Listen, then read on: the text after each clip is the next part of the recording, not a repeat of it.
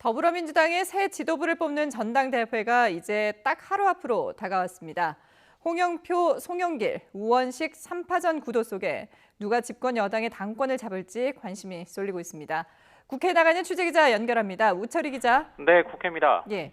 민주당을 이끌 새 대표가 누가 될지 큰 관심인데 누가 당선되더라도 그 역할이 막중하죠. 네, 그렇습니다. 새 대표를 포함한 신임 지도부는 재보궐선거 참패로 어수선한 당을 정비하고 당 쇄신을 통해 정권 재창출에 앞장서는 중책을 맡아야 하기 때문입니다. 민주당은 바로 내일 서울 여의도 중앙당사에서 전당대회를 열어 신임 당 대표와 최고위원 5명을 선출합니다. 전당대회는 당의 축제로 여기는 만큼 성대하게 치르는 것이 일반적인데 이번엔 코로나19 여파로 온라인으로 개최합니다.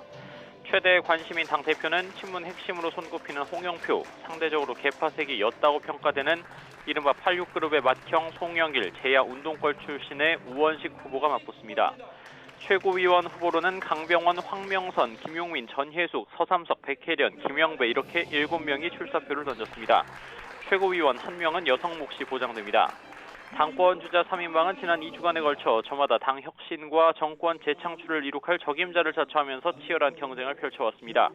현재 판세가 송영길 후보에게 다소 유리한 것 아니냐는 전망이 조심스레 나오는 가운데 송영길 대 반송영길 구도가 형성되기도 했습니다. 다만 재보궐선거 과정에서 과제로 드러난 2030 세대 지지를 이끌 쇄신론이 뒷전으로 밀려났고 흥행과도 멀어지지 않았냐는 평가 또한 나오는 상황입니다.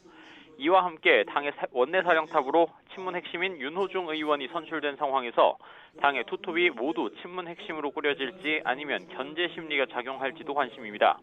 최종 결과는 대의원과 당원 90%, 국민 10% 합산으로 가려지는 만큼 당심이 가장 큰 관건으로 꼽힙니다. 대의원과 권리당원 온라인 투표는 어제 끝났고 ARS 투표는 전당대회 당일인 내일까지 그리고 일반 당원과 국민들이 참여한 여론조사는 오늘까지 진행됩니다. 네, 국민의힘 상황도 살펴보죠. 어제 김기현 신임 원내대표가 뽑혔는데요.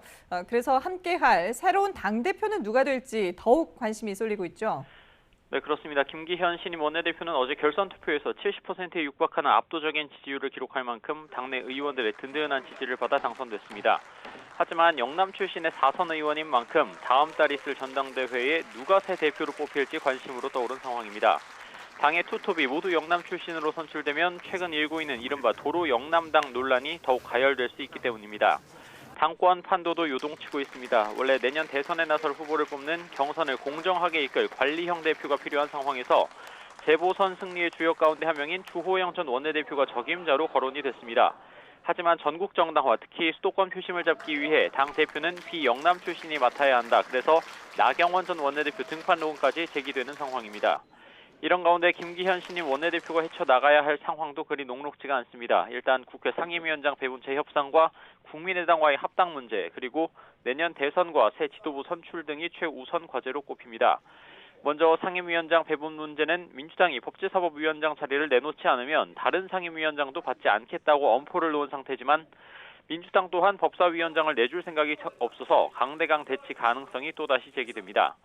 이와 함께 안철수 대표가 이끄는 국민의당과의 합당 문제는 합당을 위한 합당은 무의미하다면서 국민의당 주장에 일방적으로 끌려가지는 않겠다는 입장을 밝혔습니다. 김기현 원내대표는 또 새로 선출될 대표와 함께 내년 대선에 뛸 필승 후보를 세워야 하는 과제도 안고 있습니다. 윤석열 전 검찰총장 영입을 비롯한 할 수 있는 건 뭐든 다 하겠다는 뜻을 밝혔지만 아직은 지지율이 미미한 당내 대권 주자들에게도 충분히 배려하겠다고 해서 귀추가 주목됩니다. 지금까지 국회에서 YTN 우철입니다.